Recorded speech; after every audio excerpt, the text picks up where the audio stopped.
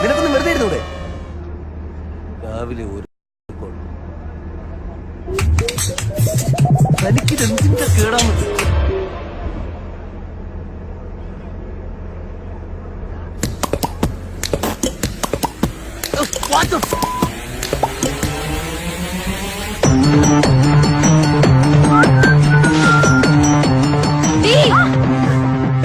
നിനക്കൊന്നും വീട്ടിൽ അച്ഛനും അങ്ങനെ